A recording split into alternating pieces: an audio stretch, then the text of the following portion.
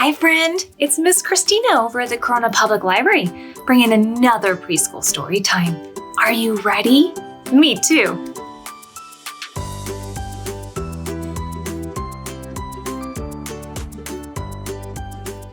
Okay, it's time for a story. And now we're going to read The Snowy Nap by Jane Brett. Young Hedgie sniffed the chilly wind. Snow is on the way. I'll just take a last ramble around the farm. He did not want to miss a moment. He could barely keep his eyes open as he walked. The hens noticed at once. Time for Betty bye, they cackled. It won't be long before you have to hibernate, and our coop will be bedazzled by icicles. In a sleepy daze, Hedgie trundled past the pond. The geese honked. Goodbye until spring. We'll think of you as we play slip and slide across the pond ice. It is already starting to freeze. Hedgie came to the sheep shed. Nighty-night, the sheep bawed. One of the sheep had seen hedgehogs on the farm head for their cozy dens year after year as winter arrived. She also was ready to tell Hedgie what he would miss. I'll soon see the snowman Lisa makes, she said. Sounds like Hedgie is going to miss out on a lot, huh? The billy goat overheard and crunched across the frozen field to add, as usual, you will miss winter blue time, when the sun sets and the snowy farm appears in every shade of blue. The pig watched Hedgie stop for a big yawn. Have a good winter's sleep, she oinked. If only I could save a few snowflakes for you. No two are alike. When the pony trotted up, Hedgie guessed what he was going to say. Sleep well, he neighed. If you hear bells in your dreams, it will be me pulling my sleigh. That was the last straw. I don't want to sleep all winter like last year, he protested. I want to see icicles and snowmen, snowflakes and pond ice. I want to hear sleigh bells. Before Hedgie could yawn again, he decided to turn around and stay up for the winter. The night grew frosty cold. Must stay awake, must stay awake, must stay awake to see winter. He shivered and his eyes closed. From the farmhouse window, Lisa saw a still shape outside in the cold. Poor little hedgehog is frozen stiff. She bundled him up and brought him inside. What do you think is going to happen? Lisa put Hedgie in a tea cozy and gave him a spot by the window. That was a close call, she said. A snowstorm is on the way. You better stay in the house and warm up. To Hedgie's delight, the next morning he saw the world outside, shimmering with snow. The old chicken coop sparkled like a palace.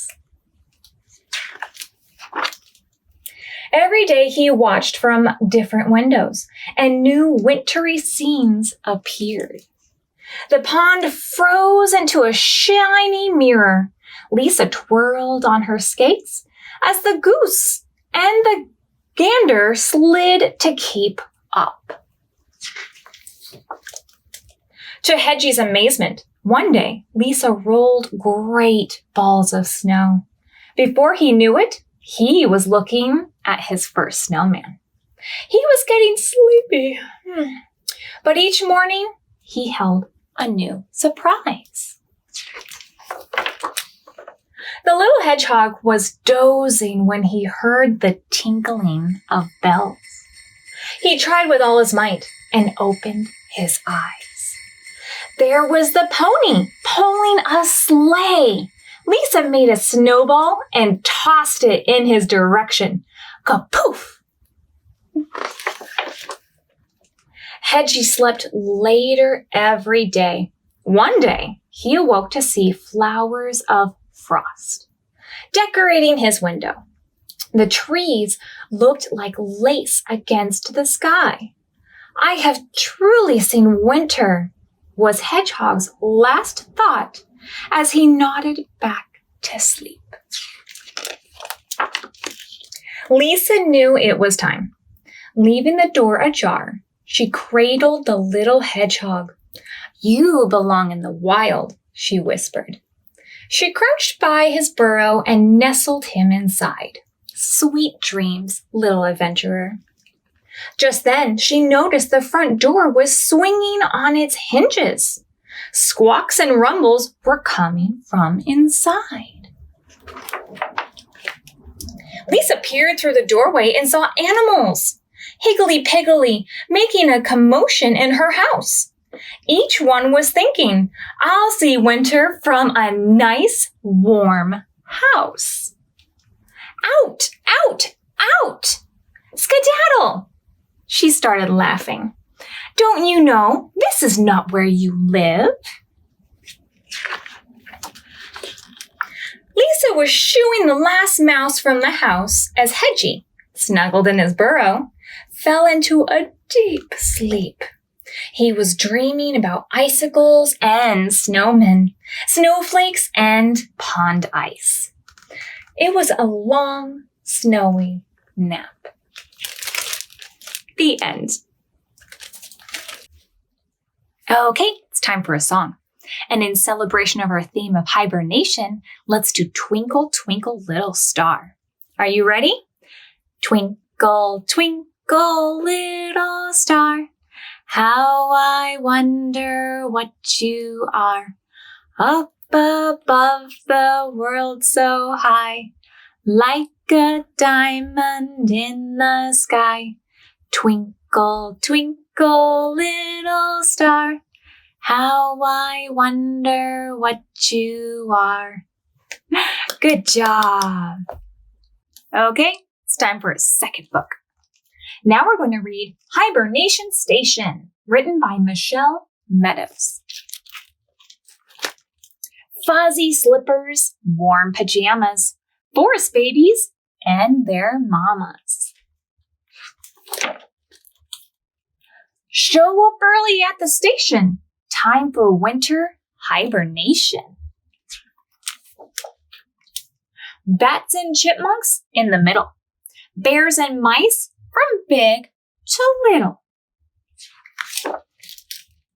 Groundhogs, turtles, snakes, and frogs slipping into holes and logs. Fluff the pillows, snuggle in. But then, what do you think will happen? Commotion in a den. I cannot sleep, a black bear roars. My roommate rolls and snores. A groundhog cries, "This hole is too tight. It's dark in here. I need more light." Then, trouble near the stream. The hedgehog babies start to scream. Just when the beds begin to sink, two chipmunks cry, "We spilled a drink."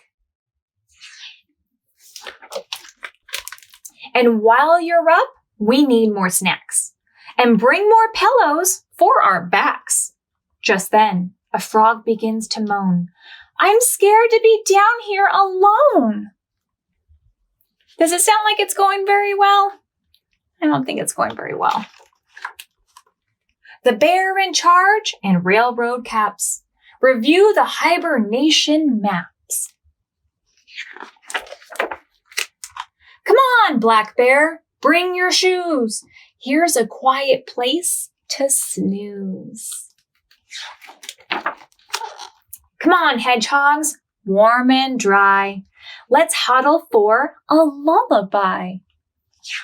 Come on, chipmunks, sip, sip, sip. Nibble, nibble, drip, drip, drip. Blankets, pillows, extra snug. Come on, frog, you need a hug. Climb on top and join the heap. Soon everyone is fast asleep. The end. Okay, it's time for another song. And this time, let's do the Itsy Bitsy Spider. So get our spiders out. The itsy bitsy spider went up the water spout. Down came the rain and washed the spider out. Out came the sun and dried up all the rain. And the itsy bitsy spider went up the spout again. Let's do it one more time, but do a giant spider. You ready? The great big spider went up the water spout. Down came the rain and washed the spider out. Out came the sun and dried up all the rain. And the great big spider went up the spout again. Good job. Okay, and now it's time for a craft. Today, we're going to be making a paper plate hibernation created by DLTK's Growing Together. And here's her website if you want to see her other fun activities. Now, a few things we're going to want is a paper plate, some cotton balls, paint or markers or crayons, a pair of scissors, and if you have it, glitter and some googly eyes. Now, the first thing we want to do is to cut our paper plate in half to make a half circle, just like below.